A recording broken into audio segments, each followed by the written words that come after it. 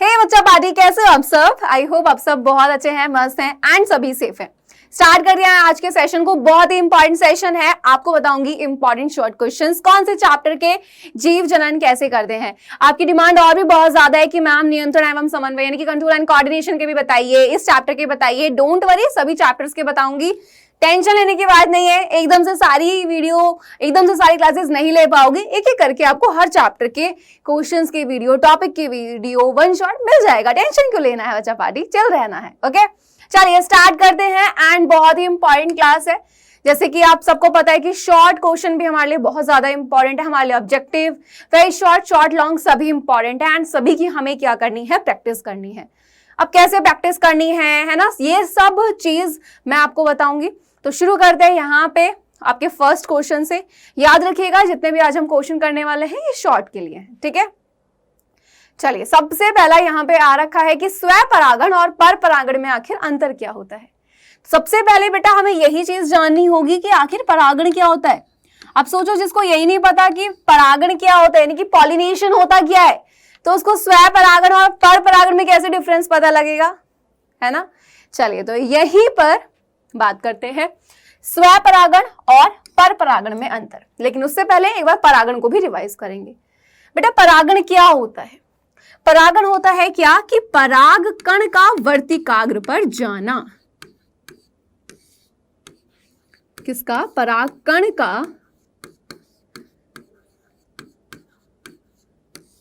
वर्तिकाग्र पर आना या आप कह सकते हो जाना, ठीक है। अब ये वाला जो पार्ट है ध्यान से देखना बेटा, ये वाला हमारा क्या है, स्त्री केसर है। इसके अंदर ये मादा युग्मक यानी कि भाई आप कह सकते हो अंडकोशिका। ये है हमारे पास, ये क्या है, परागकण है।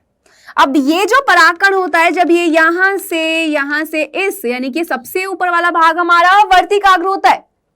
अब यही परागकण इसके वर्तिकाग्र पर आ जाएगा तो बेटा यही क्रिया क्या होती है, परागण कहलाई जाती है। और परागण जो होता है बेटा वो दो प्रकार का है,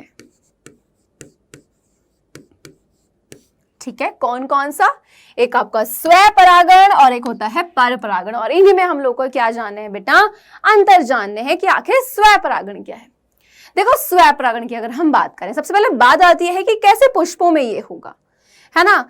कितने पुष्पों की यहाँ पे आवश्यकता होगी, तो स्व मतलब खुद से यानी कि उसे किसी और पौधे की जरूरत नहीं है। यानी कि बेटा अगर ये देखो ध्यान से कि स्व मतलब खुद यानी कि इसी का नर भाग भी है, इसी का मादा भी है। और जब नर और मादा जनांग एक ही पुष्प में होते तब हम उसको क्या बोलते हैं कि द्विलिंगी पुष्प, कि भाई एक से ज्यादा लिंग है। यानी कि बेटा स्व परागण किस में होता है, द्विलिंगी पुष्पों में होता है, ठीक है। किसमें? द्विलिंगी पुष्पों में होता है। क्लियर है? क्लियर बेटा, बिल्कुल। तो स्व परागण किसमें होगा, द्विलिंगी पुष्प। और द्विलिंगी पुष्प कौन से होते हैं कि वहां पे नर भाग भी है और मादा जनांग भी है। ओके चलिए अब यहीं पे अगर हम पर परागण की बात करें बेटा, ये जो वर्ड आता है पर, इसका मतलब होता है दूसरे, और परागण यानी कि पॉलिनेशन का मतलब आपको पता ही है ना। तो पर परागण यानी कि बेटा आपका किसी दूसरे पौधे के यानी कि भाई क्या होगा, एक का परागकण होगा एक पुष्प का, है ना। यानी कि बेटा कैसे होंगे, दो पुष्पों की आवश्यकता होगी यहाँ पे। एक पुष्प का क्या होगा, परागकण होगा, और एक का क्या होगा बेटा, वहीं पे अगर मैं आपसे बात करूं कि भाई एक का आपका वर्तिकाग्र होगा। तो इस तरीके से हमें क्या भाई यानी कि एक या तो भाई वहां पे नर भाग होगा या मादा। तो ये कैसे होता है बेटा, एक लिंगी पुष्पों में होता है, ठीक है।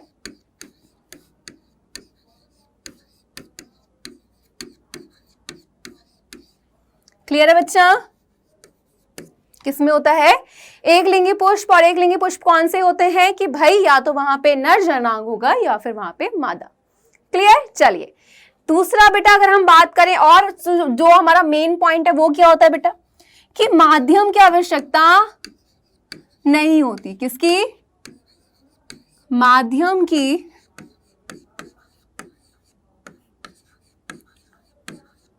आवश्यकता नहीं होती। क्लियर? जबकि अगर हम बात करें इसमें पर परागण में, तो बेटा यहां पर आपके माध्यम की आवश्यकता होती है।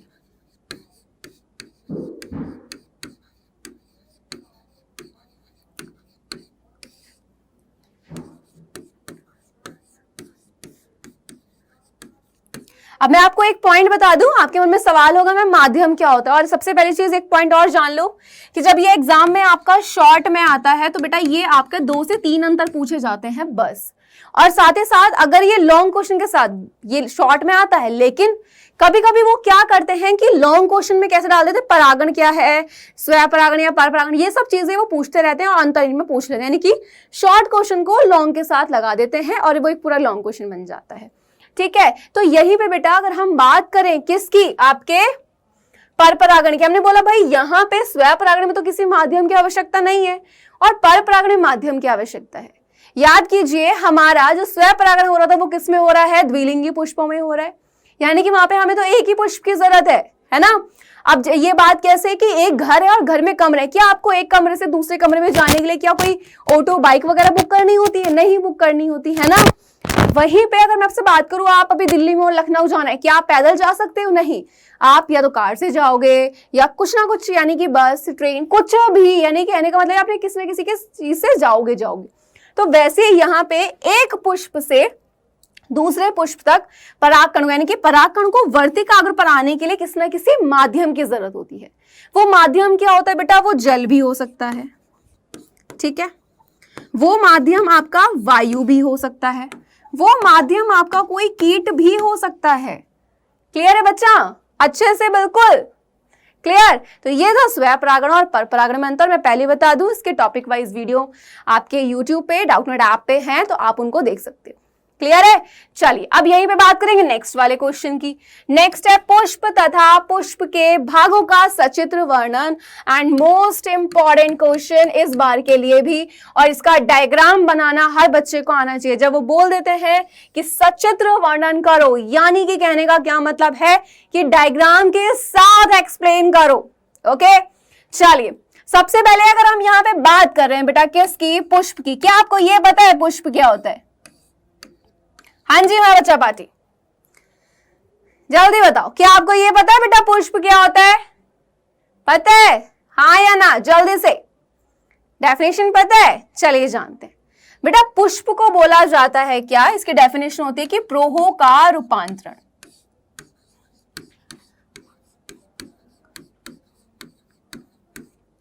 ठीक है, पुष्प क्या है बेटा? प्रोहो का रूपांतरण है।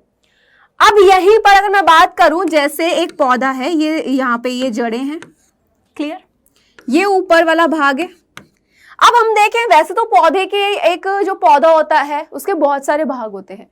अगर हम देखें तो नॉर्मली 2 तरीके से हमें एक चीज दिखाई देगी कि एक जमीन के ऊपर वाला भाग, एक जमीन के नीचे वाला भाग। जड़ तना पत्ती को भी छोड़ो, अभी सिर्फ ये देखो, मैंने बोला एक जो फूल होता है उसके कैसे भाग है, एक जमीन के ऊपर वाला भाग है, एक जमीन के नीचे वाला भाग है। ठीक है, अब ये जो ऊपर वाला भाग होता है इसको हम बोलते हैं प्रोहो, इट मींस इसको तना भी कह देते हैं। ठीक है, तो ऊपर वाला भाग जो है प्रो, यानी कि प्रोहो का रूपांतरण। क्लियर। अब बात आई पुष्प के भाग कौन कौन से होते हैं, तो भाई एक पुष्प को अगर हम देखें उसमें बहुत सारे हमें भाग दिखाई देंगे, और ये डायग्राम की प्रैक्टिस आपको करनी है, इस चित्र के इस डायग्राम की। एंड डायग्राम बहुत बहुत ज्यादा इंपॉर्टेंट है, ये बहुत बार रिपीट पर आया हुआ है, एंड अगर आप प्रैक्टिस नहीं कर रहे हैं तो बेटा आपको घाटा हो जाएगा, बहुत ज्यादा घाटा किसका, नंबरों का, बोर्ड एग्जाम में। ठीक है, चलो अब बात करेंगे यहाँ पे पुष्प के भागों की। किसके बेटा? पुष्प के भाग।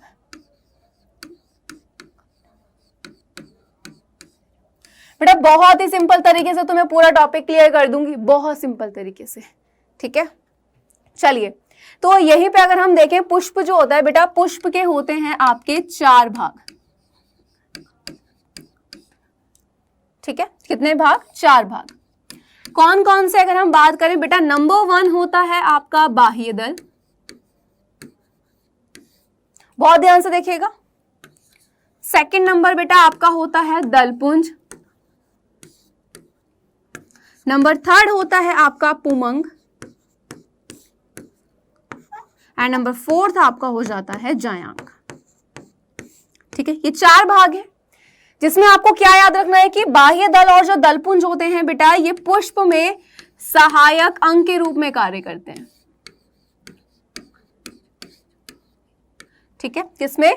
पुष्प में सहायक अंग के रूप में काम करते हैं, जबकि पुमंग जो होता है बेटा ये नर जननांग होता है, यानी कि नर भाग होता है, और वहीं पे जो जयांग होता है बेटा वो मादा जननांग है, यानी कि मादा वाला भाग।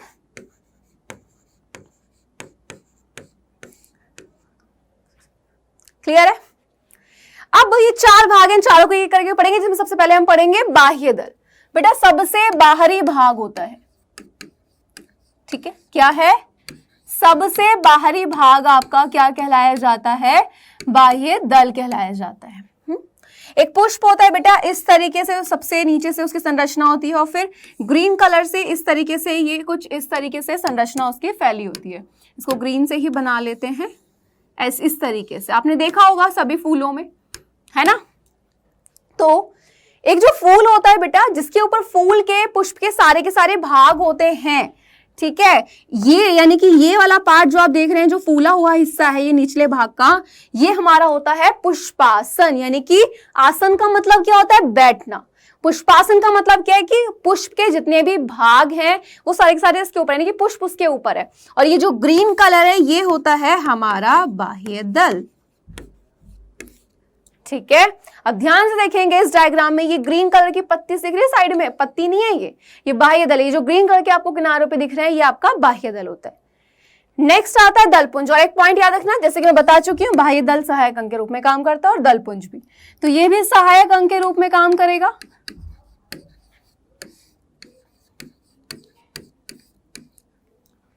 क्लियर? और दलपुंज का सामान्य नाम है बेटा पंखुड़ी, यानी कि इसको हम आम भाषा में क्या बोलते हैं बेटा? पंखुड़ी कह देते हैं। क्लियर है? और ये जो आप देख रहे हो ये वाले जो पार्ट है, जो पर्पल कलर का आपको दिख रहा है, ये पंखुड़ी हो गई, ये पार्ट। क्लियर? नेक्स्ट आता है बेटा आपका यहाँ पे पुमंग। पुमंग जो होता है बेटा वो नर जननांग होता है। ये सारे के सारे भाग बेटा आपको एग्जाम में लिख कर आने होंगे जब आपसे वो पूछे जाएंगे। नर जननांग जो होता है, अब पुमंग जो होता है बेटा यहाँ पे पुंकेसर से मिलकर बना होता है। काफी बच्चों को ये कंफ्यूजन होता है कि पुंकेसर क्या है, पुमंग क्या है मैम, ये क्या है, वो क्या है। ठीक है, तो ध्यान से सुनना कि जैसे एक इंसान खड़ा है, बोलेंगे एक ही तो इंसान खड़ा है, अब वो उसके बहुत सारे फ्रेंड आएंगे, हम बोलेंगे उनका फ्रेंड का ग्रुप है, समूह है। तो ये मान लो कि जब बहुत सारे पुंकेसर आपस में मिल जाते हैं वो पुमंग को बनाते हैं। ठीक है, अब पुंकेसर तो खुद दो भागों से मिलकर बना होता है, एक होता है बेटा परागकोश और एक होता है पुतंतु यानी कि फिलामेंट। ठीक है, और परागकोश में क्या होता है? पराग कण का निर्माण होता है।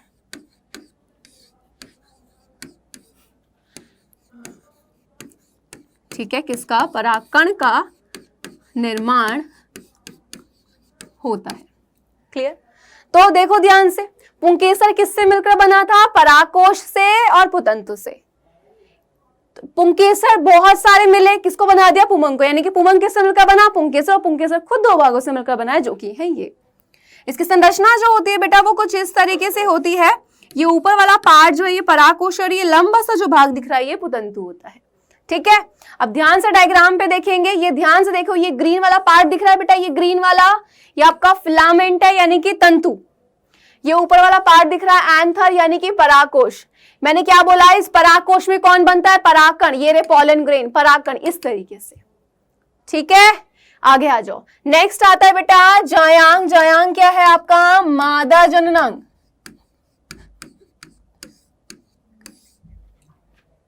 क्लियर है? अब जैसे पुमंग किससे मिलकर बना था बेटा? बहुत सारे पुंकेसर से। ऐसे आपका जो जायांग होता है बेटा ये किससे मिलकर बना होता है? स्त्रीकेसर से। ठीक है, जायांग किससे मिलकर बना होता है? स्त्रीकेसर से। और स्त्रीकेसर के तो बेटा खुद 3 भाग होते हैं। कौन कौन से? आपका वर्तिकाग्र, नेक्स्ट आपका बेटा वर्तिका, एंड नेक्स्ट अंडाशय। क्लियर है? अब ध्यान से देखेंगे, इस तरीके से ये संरचना होती है। ओके, सबसे बेटा ये ऊपर वाला भाग जो होता है ये आपका वर्तिकाग्र वाला पार्ट होता है। स्त्रीकेसर का मध्य भाग जो होता है ये वाला, ये हमारा वर्तिका होता है। क्लियर है? एंड बिल्कुल ये जो बाहर वाला आप जो भाग देख रहे हो बेटा, ये बाहर वाला जो भाग है ये हमारा अंडाशय होता है। ठीक, अंडाशय के अंदर बेटा यहां पे संरचना होती है ये बीजांड, क्लियर, यानी कि ओव्यूल, और इसी के अंदर बेटा ये होती है अंड कोशिका यानी कि मादा युग्मक।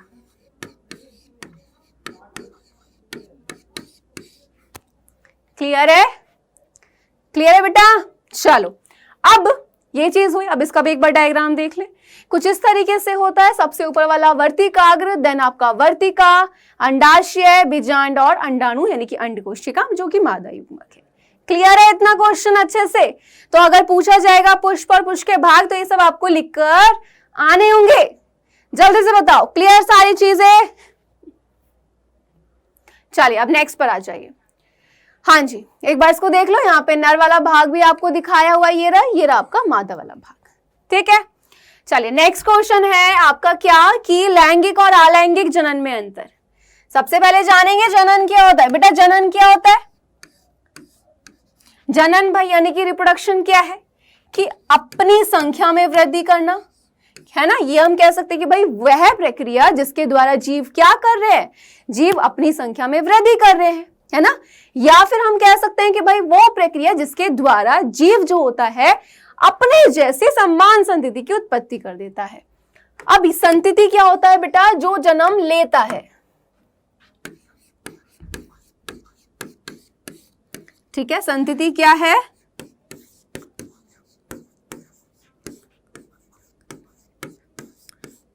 जो जन्म लेता है। ठीक है, तो जनन क्या है? क्या बोलोगे? दो डेफिनेशन है कि भाई वो प्रक्रिया जिसके द्वारा जीव क्या कर रहे हैं, या तो अपनी संख्या में वृद्धि कर रहे हैं, या वो प्रक्रिया जिसके द्वारा जीव अपने जैसी समान संतति की उत्पत्ति कर रहा है। इसका मतलब क्या है कि भाई बेटा अगर इंसान है तो इंसान के बच्चे को जन्म देगा, बिल्ली है तो बिल्ली के, यानी कि वो देखने में सेम लग रहे हैं। क्या होते भाई जो आपका, अगर हम बात करें जैसे बहुत सारे एनिमल्स अपने अपने ले लो, ठीक है, बहुत सारे होते हैं, इंसान से लेके कितने सारे जानवर। क्या आपने कभी ऐसा सुना है कि भाई हाथी ने दिया इंसान के बच्चे को? कभी ऐसा सुना नहीं, सुनना होगा, है ना। तो ऐसे ही होता है क्या कि जो जैसे कि अगर हम बात करें कोई भी है, ठीक है, तो वो यानी कि अगर कोई जीव क्या कर रहा है, जनन की क्रिया कर रहा है, तो अपने जैसे ही जीव की, समान जीव की क्या करता है, उत्पत्ति करता है।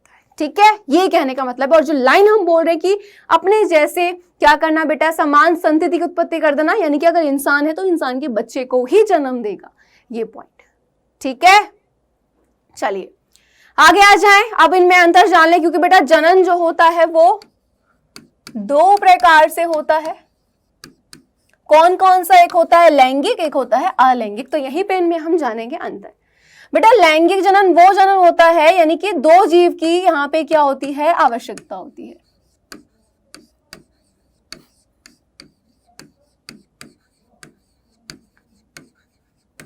ठीक है, क्या होती है? दो जीव की आवश्यकता होती है।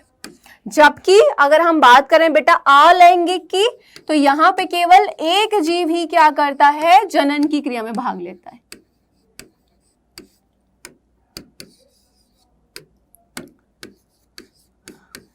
क्लियर है? एक जीव ही जनन की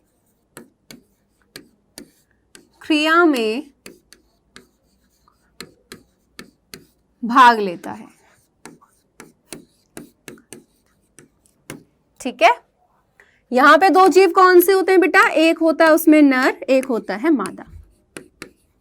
ठीक, क्लियर। अब बात आई बेटा यहां पे क्या होते हैं कि दो जीव हमें चाहिए, है ना। क्यों चाहिए? लेकिन क्योंकि हमें युग्मकों की आवश्यकता है। यानी कि यहां पे क्या होता है बेटा, युग्मकों का निर्माण है, यानी कि युग्मकों का निर्माण होता है। जबकि युग्मक किससे बन रहे बेटा? बेटा नर में बनेगा नर युग्मक, मादा में बनेगा मादा युग्मक, है ना। अब नर में कौन बन रहा है? नर युग्मक। मादा में बना है मादा युग्मक। ठीक है, अगर हम मनुष्य की बात करें, नर में नर युग्मक शुक्राणु बना, मादा में मादा युग्मक, अंडाणु बना, है ना। तो यहाँ पे 2 जीव क्यों चाहिए थे? क्योंकि हमें इन युग्मकों की आवश्यकता थी।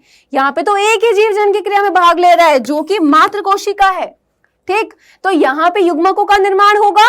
अब यहाँ पे जब 2 जीव ही ने तो युग्मकों का निर्माण क्यों होगा? यानी कि युग्मकों का निर्माण नहीं होता।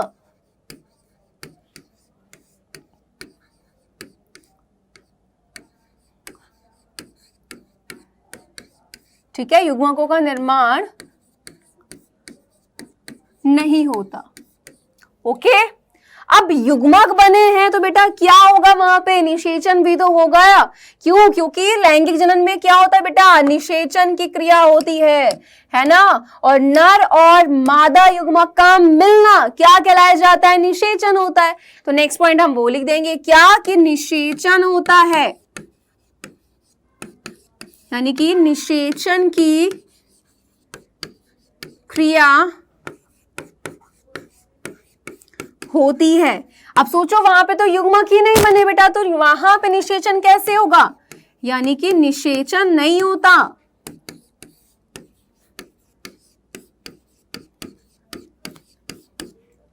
ठीक है, नेक्स्ट पॉइंट। अब निषेचन की क्रिया के बाद क्या होता है? बनता है बेटा जाइगोट, यानी कि ये आपका मादा युग्मक है अंडाणु, शुक्राणु आया इसके पास, ये दोनों मिले, कौन सी क्रिया हुई? निषेचन। और इन दोनों के मिलने से एक नई कोशिका बनी जिसको हमने बोला युग्मनज, यानी कि जाइगोट। यानी कि युग्मनज का निर्माण होता है, युग्मनज यानी कि जाइगोट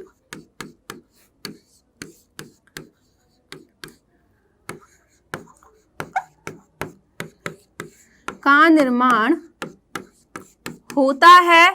जबकि अगर हम बात करें अलैंगिक की तो बेटा जब वहां पर आपका अगर हम देखें कि भाई युग्मक ही नहीं थे, निषेचन ही नहीं हुआ, तो जाइगोट कैसे बनेगा? यानी कि जाइगोट का निर्माण, ठीक है, जाइगोट का निर्माण नहीं होता। ठीक है, क्लियर है?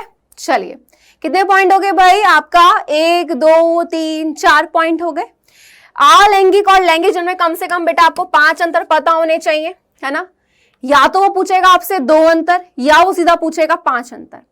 5 अंतर एटलीस्ट पता होना चाहिए, क्योंकि अगर वो कम पूछे तो भी आप कर पाएंगे, लेकिन अगर ज्यादा पूछ ले तो नहीं कर पाओगे, है ना।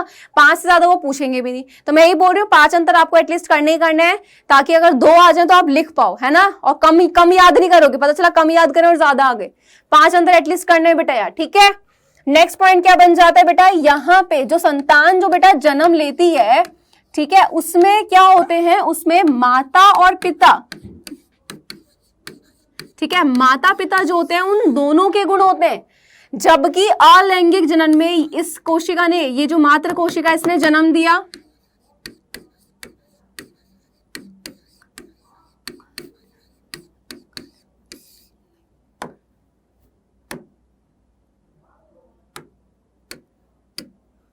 ठीक है बेटा, इसने जन्म दिया तो सिर्फ इसी के ही तो गुण जाएंगे। यहाँ पे कोई और जीव थोड़ी ना है, एक ही जीव जनन की क्रिया में भाग ले रहा है, सिर्फ अपने जैसे कर देगा, यानी कि कोई सिर्फ इसी के गुण जाएंगे।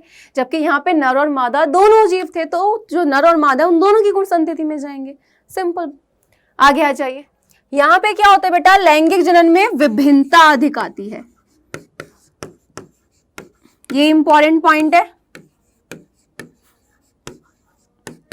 ठीक है, विभिन्नता अधिक,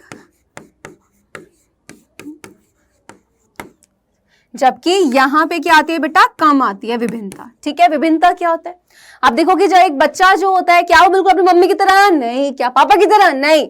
दोनों के कुछ ना कुछ गुण होते हैं, उसके अलावा भी उसमें कुछ अलग गुण होते हैं, ना जो उसकी मम्मी से मिलते हैं ना उसके पापा से मिलते हैं, तो वो क्या है? विभिन्नता है ना। तो वहीं पे तो ये सारे पॉइंट आपको ध्यान रखने हैं। नेक्स्ट क्वेश्चन, परागण और निषेचन में क्या अंतर है? बहुत इंपॉर्टेंट क्वेश्चन है 2 नंबर के लिए। बेटा परागण क्या होता है? ठीक है, परागण क्या होता है? सबसे पहला पॉइंट, परागण बेटा आपका होता है पराग कण का, ठीक है, पराग कण का वर्तिकाग्र पर आना।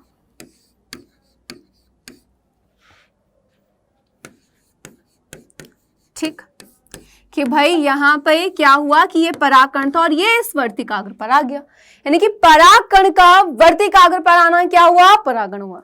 निषेचन क्या होता है बेटा, निषेचन क्या होता है, निषेचन होता है नर और मादा युग्मक का संलयन, यानी कि मिलना। ठीक है, अब आप सोचो कि नर युग्म आपका जो परागकण होता है बेटा, ये होता क्या है, ये आपका होता है नर युग्मकोद्भिद, जो कि नर युग्मक को बनाता है। निषेचन कब होगा, जब नर और मादा युग्मक मिलेंगे, उसके लिए नर युग्मक का होना भी तो जरूरी है, और वो कब होगा, जब ये परागकण यहां से स्वर्तिकाग्र पर आएगा और नर युग्मक यहां से होता हुआ कहां से, बीजांड में क्या करता है, प्रवेश करेगा। ठीक है, और उसके बाद क्या हुआ, नर और मादा युग्मक मिले, यानी कि तब निषेचन हुआ। तो याद रखिएगा परागण की क्रिया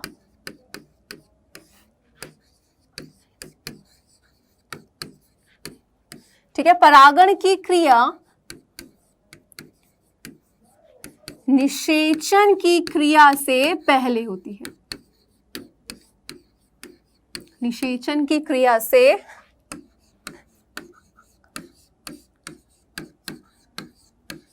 पहले होती है।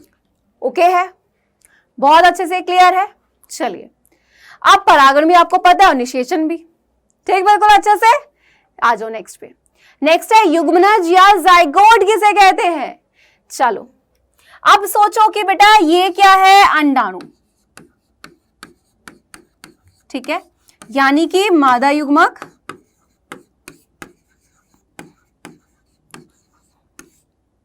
ठीक है, वहीं पे आया इसके पास कौन, ये है शुक्राणु,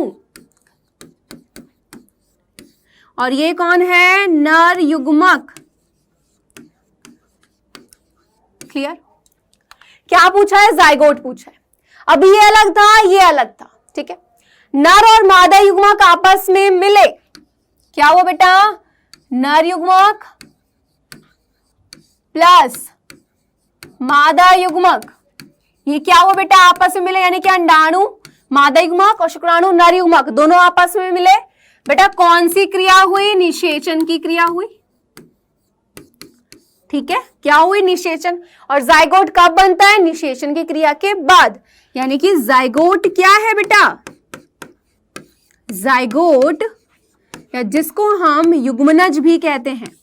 ठीक है, तो युग्मनज निषेचन के, यानी कि निषेचन की क्रिया के बाद बनती है। ठीक है, यानी कि ये अंडाणु ये शुक्राणु ये दोनों आए आपस में मिले, और इन दोनों के मिलने पे जब निषेचन क्रिया हुई, क्योंकि अंडाणु शुक्राणु का मिलना निषेचन की क्रिया, और ये दोनों आपस में मिले तो इन दोनों के मिलने से एक नई कोशिका बनी, और ये कोशिका क्या थी, यही युग्मनज थी। ठीक है, और युग्मनज क्या, एक प्रकार की कोशिका ही है, यानी कि जब अंडाणु और शुक्राणु आपस में मिले तो इन दोनों के मिलने से एक नई कोशिका बनी, जो कि है क्या, युग्मनज। क्लियर है।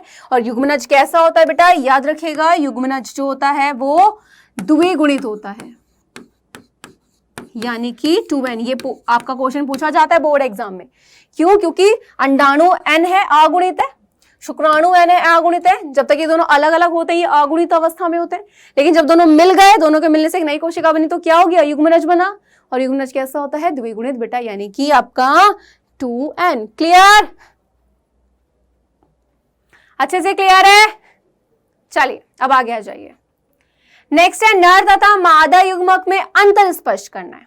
चलो अच्छा, नर युग्मक कौन है, जल्दी से बताएंगे बेटा। नर युग्मक है आपका शुक्राणु, ठीक है। वहीं पे अगर हम बात करें बेटा किसकी, मादा युग्मक की, ठीक है। मादा युग्मक कौन होता है बेटा, अंडाणु। नर युग्मक जो होता है बेटा ये छोटा होता है मादा युग्मक से, तो ये आकार में कैसा होता है, आकार में होता है बेटा छोटा, ठीक है, और ये आएगा तो 2 नंबर में ही आएगा मुश्किल से। ठीक है, नर युग्मक कैसा होता है बेटा? आकार में छोटा, जबकि जो आपका मादा युग्मक होता है ये आकार में होता है बेटा कैसा? बड़ा।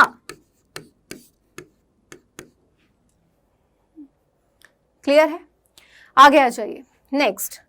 ये कैसे होता है बेटा? याद रखना हमेशा एक पॉइंट कि जब अंडाणु जो होता है उसको निषेचित करने के लिए शुक्राणु अंडाणु के पास आता है, ना कि अंडाणु शुक्राणु के पास जाता है। ये हर चीज यार, ये बात हर एक बच्चे को पता होनी चाहिए कि शुक्राणु अंडाणु के पास आता है, उसको निषेचित करने अंडाणु शुक्राणु के पास नहीं जाता है। यानी कि शुक्राणु में क्या होता है? मूवमेंट होता है। यानी कि शुक्राणु कैसा होता है बेटा? वो चल होता है। ठीक है, जबकि अंडाणु जो होता है मादा युग्मक, वो बड़ा तो होता है लेकिन वो अचल होता है, यानी कि वो चलता नहीं है। ठीक है, बहुत अच्छे से क्लियर है। चलिए, तो बस यही अंतर आपको लिखना है कि नर युग्मक आकार में छोटा लेकिन वो चल होता है, जबकि आपका मादा युग्मक आकार में बड़ा होता है लेकिन वो अचल होता है। चलिए नेक्स्ट है मानव में, यानी कि भाई मानव अगर हम बात करें, जो नर होते हैं, ठीक है, यानी कि जो मेल होते हैं उनमें जो वृषण होते हैं वो शरीर के बाहर क्यों स्थित होते हैं?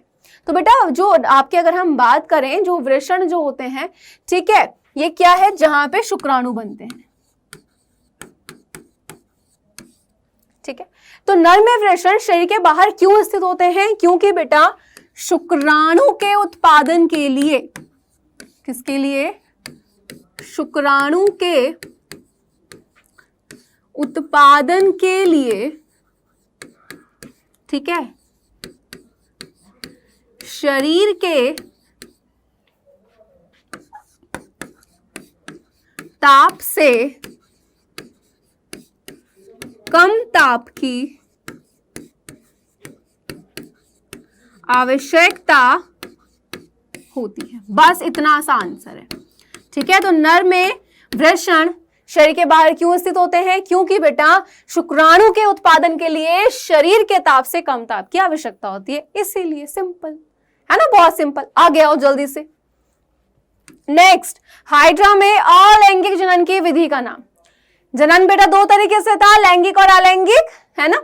अलैंगिक जनन कौन सा है बेटा? अलैंगिक जनन वो जनन है जहां पे केवल एक जीव की आवश्यकता होती है। ओके, एंड हाइड्रा में अलैंगिक जनन की बहुत सारी विधियां थी, तो हाइड्रा में अलैंगिक जनन की कौन सी विधि पाई जाती है? तो बेटा मुकुलन विधि, यानी कि बडिंग। ठीक है, अब होता क्या है ये? तो ध्यान से देखेंगे बेटा, एक हाइड्रा है ना, एक हाइड्रा होता है। तो जो हाइड्रा है, अभी एक नॉर्मल हाइड्रा है, धीरे धीरे क्या होता है बेटा, इसके शरीर पर एक उभार निकलना स्टार्ट होता है। ये देखो इस तरीके से। ठीक है, इसको हम बोलते हैं मुकुल। क्या बोलते हैं? मुकुल। अब यही जो बेटा हाइड्रा है, अब क्या होता है, यही हाइड्रा, ठीक है, यानी कि इसमें जो ये मुकुल बन रहा है, अब ये धीरे धीरे बड़ा होता है इस तरीके से। ठीक है, और एक टाइम आता है कि जब ये पूरे तरीके से आपका बन जाता है, ठीक है, एक टाइम आता है जब ये पूरे तरीके से विकसित हो गया, तो ये इस वाले हाइड्रा से क्या होता है बेटा, अलग हो जाता है। यानी कि ये एक नया हाइड्रा बन चुका है। ये संतति है जिसने जन्म ले लिया है। क्लियर है? चलिए, तो हाइड्रा में अलैंगिक जनन की विधि का नाम बताओ, कौन सी विधि है? मुकुलन की विधि, जिसमें जो जीव होता है उसके शरीर से एक उभार निकलता है, धीरे धीरे वही उभार बड़ा होता है और जीव विकसित होना स्टार्ट होता है, और एक टाइम बाद वो अपनी जनक कोशिका से अलग हो जाता है। जनक कौन है? जो जन्म दे रहा है, और संतति कौन है? जो जन्म ले रहा है। बस सिंपल। ठीक है, क्लियर? और ये आपका हाइड्रा होता है इस तरीके से। अच्छे से क्लियर बेटा? तो ये हैं आपके कुछ इंपॉर्टेंट शॉर्ट क्वेश्चंस कौन से वाले चैप्टर से, जीव जनन कैसे करते हैं। और एक बहुत बड़ा सरप्राइज आप लोगों के लिए, जैसे आप सबको पता है कि टीचर्स डे आ रहा है ना, टीचर्स डे आ रहा है, और टीचर्स डे पे नॉर्मली स्टूडेंट टीचर को सरप्राइज देते हैं, बट इस बार हम टीचर्स आपको एक सरप्राइज देने वाले हैं।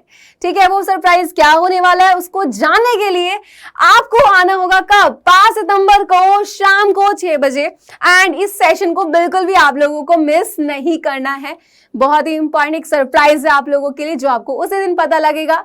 ठीक है, चलिए तो आई होप आपको आज की क्लास बहुत अच्छी लगी। मुझे कमेंट बॉक्स में बताना ना भूलें आपको आज की क्लास कैसी लगी। एंड किसी चैप्टर के आपको रिवीजन करना है, किसी टॉपिक की डिमांड है, किसी क्वेश्चन की, प्लीज मुझसे डिमांड करें, बिकॉज बेटा आपको टॉप कराना हमारा मकसद है। आप डिमांड कीजिए, आपको कौन सा चैप्टर, आपको कौन सा टॉपिक पढ़ना है, मुझे कॉमेंट बॉक्स में भी बताएं। एंड क्लास कैसी लगी ये भी बताएं। और 5 सितंबर को शाम को कितने बजे? 6 बजे आना ना भूलें, ठीक है। चलिए फिर मिलते हैं आपसे कब? मिलते हैं आपसे जल्दी आपकी नेक्स्ट क्लास में। तब तक के लिए bye bye and take care बच्चा लोग, लव यू बच्चा लोग।